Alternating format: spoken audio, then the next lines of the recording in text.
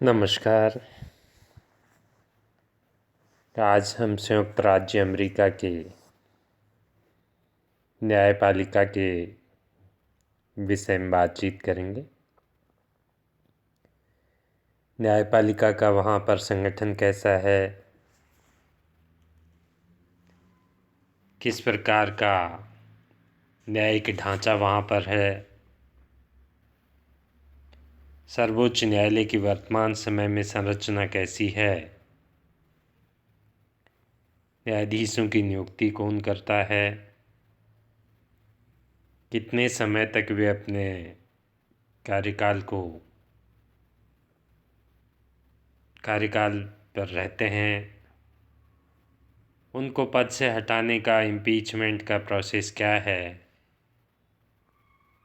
और सर्वोच्च न्यायालय का कार्यविधि किस प्रकार का है, उसका क्षेत्राधिकार कैसा है, इन सब के बारे में आज हम डिस्कस करेंगे।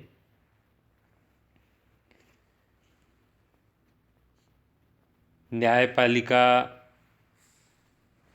का अस्तित्व वर्तमान समय के लोकतांत्रिक और सभ्य राज्य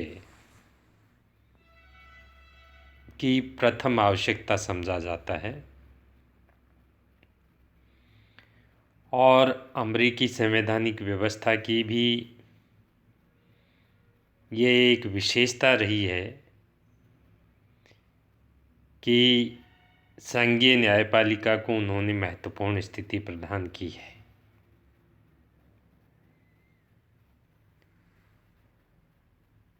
वहाँ के संविधान की 3री धारा में व्यवस्था की गई है कि न्याय संबंधी शक्ति एक सर्वोच्च न्यायालय व उन अन्य नीचे के न्यायालयों में निहित होगी जिसकी स्थापना और प्रतिष्ठा कांग्रेस द्वारा समय समय पर की जाएगी।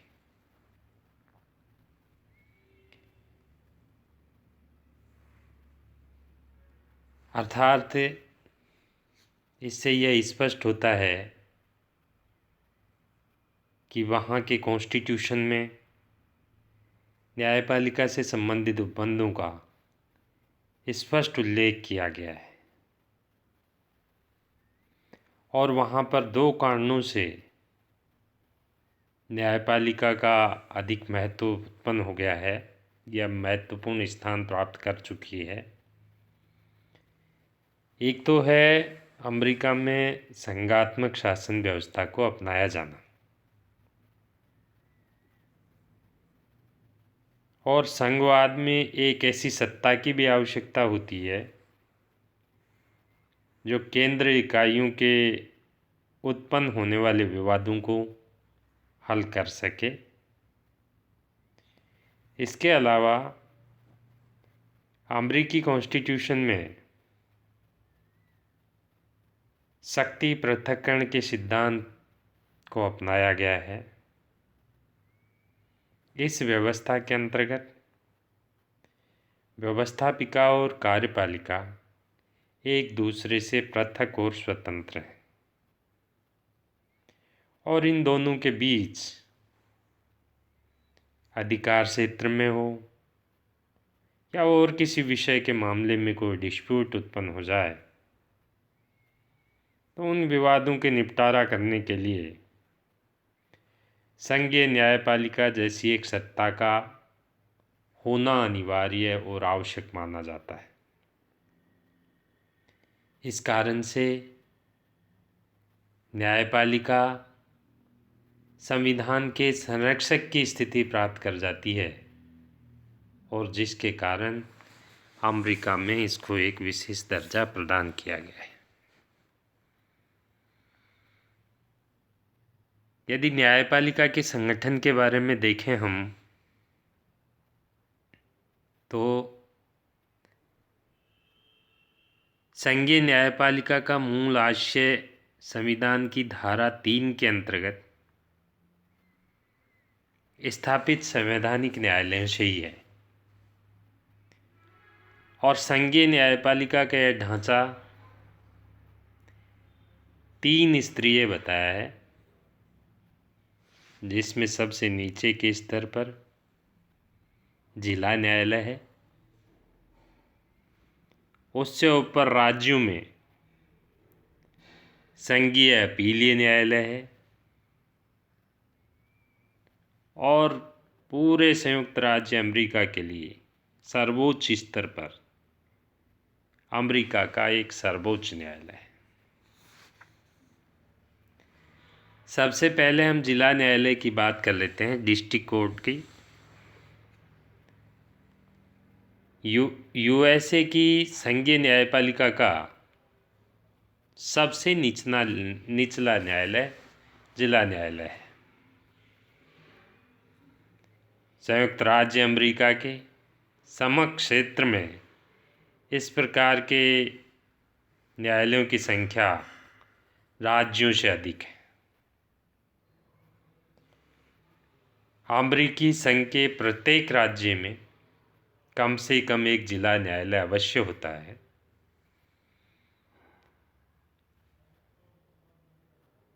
यानी कि प्रत्येक राज्य में एक जिला न्यायालय होगा, किंतु जनसंख्या की दृष्टि से कोई राज्य विशाल है या बड़ा है तो उसमें आवश्यकता के अनुसार अधिक जिला न्यायालय स्थापित किए जा सकते हैं। उस जिले न्यायालय में जजेज की जो संख्या है उसमें भी न्यायिक कार्यों को देखकर निश्चित की जाती है। जिला न्यायालय में न्यायाधीशों की संख्या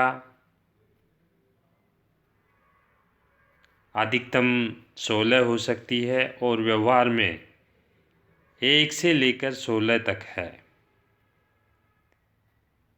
जिला न्यायालयों में 1 से अधिक न्यायाधीश हैं।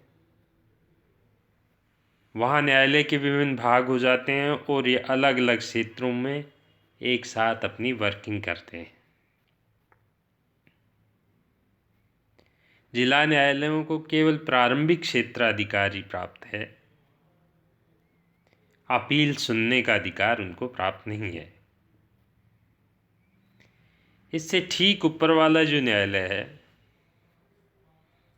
वह यानी जिले से ऊपर का न्यायालय संघीय अपीलीय न्यायालय कहलाता है। इन न्यायालयों के द्वारा अलग अलग क्षेत्रों का दौरा करते हुए अपना कार्य किया जाता है और इस कारण इनको दौरा करने वाले न्यायालय भी कहा जाता है। वे जिला न्यायालय और अमेरिका के सर्वोच्च न्यायालय के बीच में स्थित है। इन न्यायालयों की कुल संख्या 11 है और ये न्यायालय राज्यों के कार्यों का बंटवारा करके अपने कार्यों का संपादन करते हैं।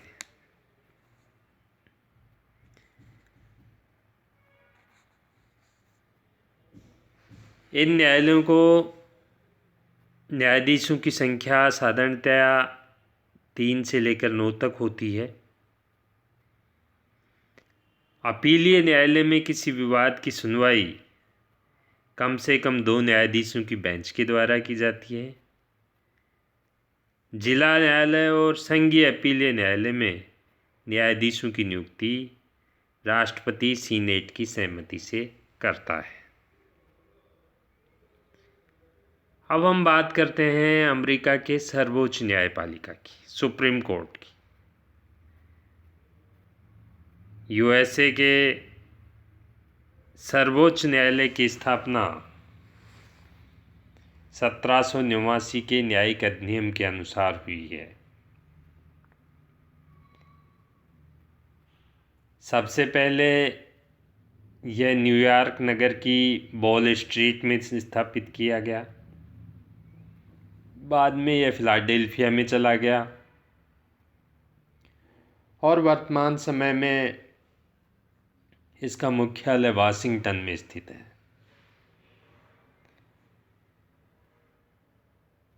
यदि इसके कंपोजिशन की बात करें, रचना की बात करें,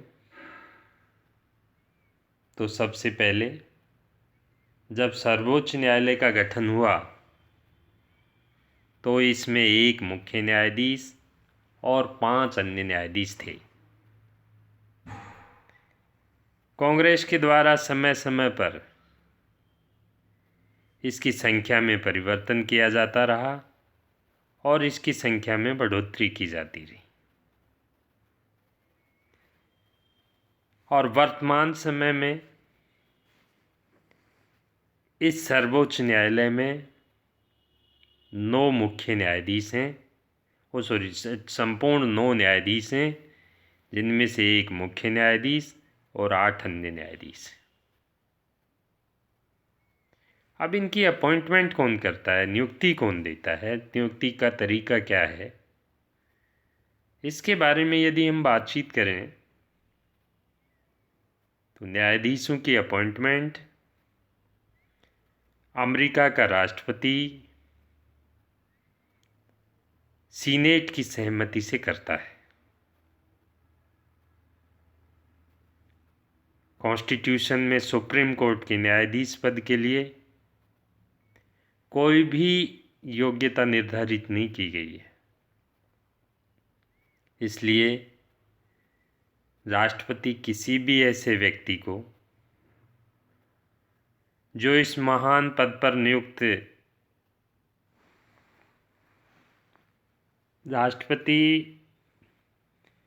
किसी भी ऐसे व्यक्ति को इस महान पद पर नियुक्त कर सकता है जिसके नाम पर सीनेट की स्वीकृति प्राप्त हो जाए। सामान्यतया इस पद के लिए राष्ट्रपति द्वारा प्रस्तावित नाम को सीनेट स्वीकार कर लेती है, परंतु कभी कभी सीनेट किसी विशेष व्यक्ति की इस पद पर अपॉइंटमेंट को अस्वीकार भी कर देती है। तो सीनेट की स्वीकृति से राष्ट्रपति सुप्रीम कोर्ट के न्यायाधीश को नियुक्त कर सकता है। अब हम इसके कार्यकाल के बारे में बात करें तो अमेरिका की सुप्रीम कोर्ट के जस्टिस का कार्यकाल आजीवन होता है। वे सदाचार पर्यंत अपने पद पर बने रहते हैं। एक बार नियुक्ति के बाद वे हटते नहीं हैं जब तक कि न्यायाधीश के द्वारा अपनी स्वेच्छा से पद का त्याग नहीं कर दिया जाए। इस संबंध में ये व्यवस्था है कि यदि किसी व्यक्ति ने 10 वर्ष तक सर्वोच्च न्यायालय की सेवा की है और उसकी आयु 70 वर्ष हो चुकी है, अथवा यदि वह 15 वर्ष तक सर्वोच्च न्यायालय की सेवा कर चुका है और उसकी आयु 65 वर्ष हो चुकी है, तो वह जज स्वयं की इच्छा से अवकाश ग्रहण कर सकता है और उस अवकाश ग्रहण करने के बाद भी उसे जीवन पर्यंत अपने पद पर पूरा का पूरा वेतन प्राप्त होता रहेगा।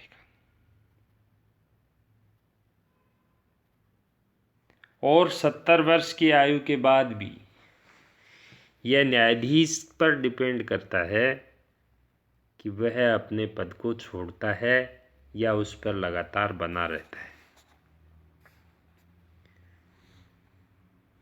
किंतु न्यायाधीश को हटाने के लिए एक बहुत बड़ी प्रक्रिया है जिसे महाभियोग कहा जाता है। उसके द्वारा न्यायाधीश को उसके पद से पदमुक्त किया जा सकता है। इसके अतिरिक्त कोई व्यवस्था नहीं है न्यायाधीश को हटाने की। सर्वोच्च न्यायालय में न्यायाधीश को केवल महाभियोग के आधार पर ही पदमुक्त किया जा सकता है। महाभियोग या इम्पीचमेंट का जो प्रस्ताव है वह प्रतिनिधि सभा में प्रस्तावित किया जाता है और प्रतिनिधि सभा द्वारा 2/3 बहुमत से प्रस्ताव पारित कर दिए जाने पर सीनेट द्वारा उसकी जांच की जाती है और यदि सीनेट भी अपने 2/3 बहुमत से प्रस्ताव की पुष्टि कर दे तो महाभियोग का प्रस्ताव पारित समझा जाता है और संबंधित न्यायाधीश को पद से त्यागपत्र देना पड़ता है या हटना पड़ता है।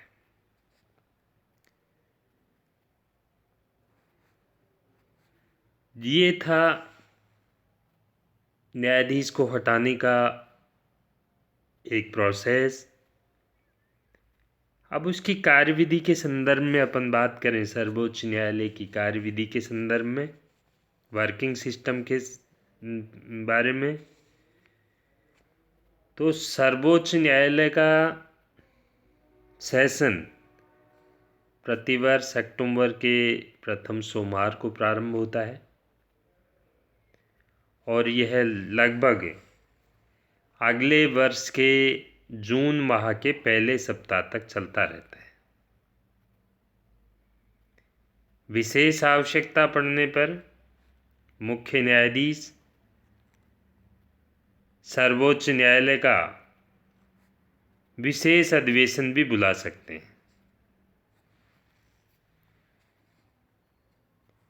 मुख्य न्यायाधीश सर्वोच्च न्यायालय का कार्यपालिका अधिकारी होता है। वह अधिवेशन की अध्यक्षता करता है और निर्णयों की घोषणा करता है, लेकिन उसे अन्य न्यायाधीशों की उपेक्षा करने का ज़्यादा अधिकार प्राप्त नहीं है। अभियोगों की जो सुनवाई है या केसों की जो सुनवाई है मंगलवार, बुधवार, गुरुवार और शुक्रवार को करते हैं। शनिवार को जस्टिस आपस में डिस्कस करते हैं तथा सोमवार को सार्वजनिक जो डिसीजन देने होते हैं उनके बारे में वो निर्णय करते हैं। अभियोग की सुनवाई तथा निर्णय के लिए 6 न्यायाधीशों की गणपूर्ति आवश्यक है 9 में से। अभियोग का निर्णय या डिसीजन बहुमत से ही होता है। मुख्य न्यायाधीश सबसे पहले अपने विचार बताता है, किंतु चीफ जस्टिस अपने वोटिंग को अंत में ही देता है। सब लोगों के देने के बाद कोई भी न्यायाधीश बहुमत के निर्णय से भिन्न मत व्यक्त कर सकता है, ये छूट रहती है।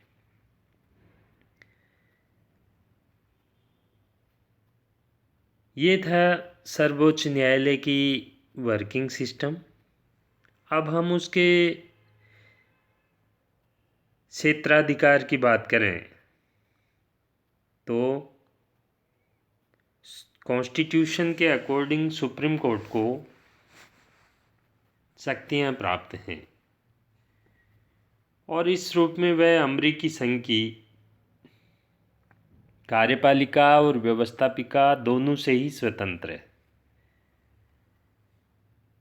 उसके संबंध में उसे 2 प्रकार का क्षेत्राधिकार प्राप्त है।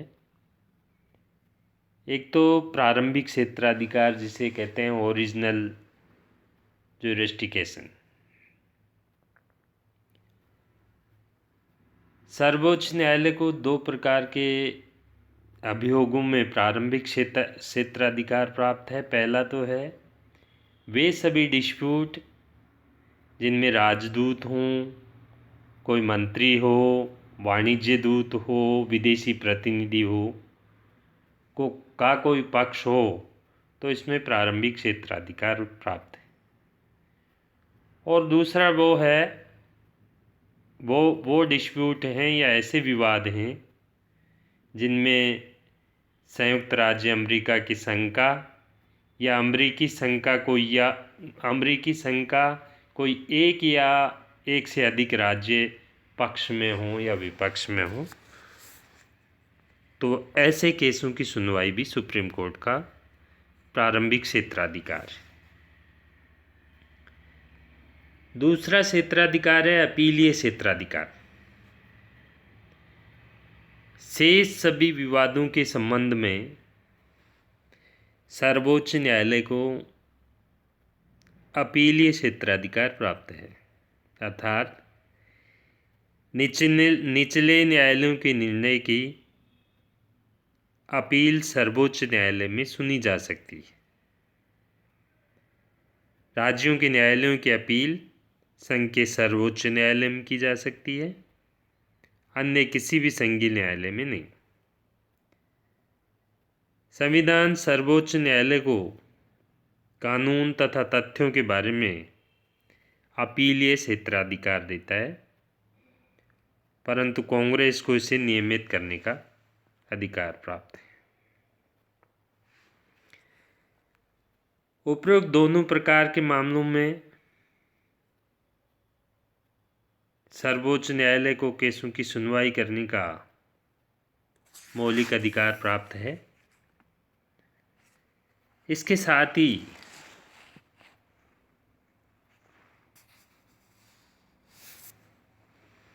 भारत के सर्वोच्च न्यायालय की भांति अमेरिका के सर्वोच्च न्यायालय को किसी भी प्रकार का परामर्श देने का अधिकार प्राप्त नहीं है, अर्थात ये दो प्रकार के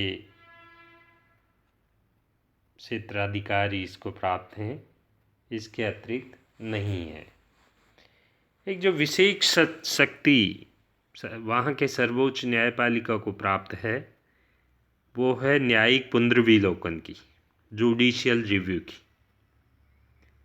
यानी कि कार्यपालिका और व्यवस्थापिका के द्वारा कोई ऐसा कानून बना दिया गया हो जो संविधान के प्रतिकूल हो, अनुकूल न हो,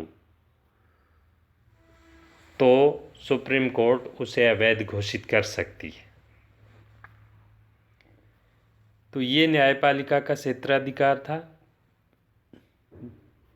आज हमने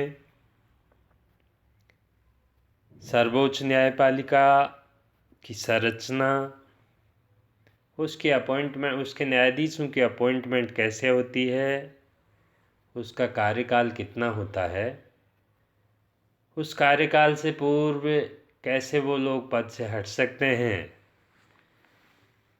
और डिसमिस करने के लिए इम्पीचमेंट एक जो बड़ी प्रक्रिया है उसकी स्टडी करी। कार्यविधि किस प्रकार की होगी, क्षेत्राधिकार क्या होगा, इस सब के बारे में हमने अध्ययन किया। Thank you students.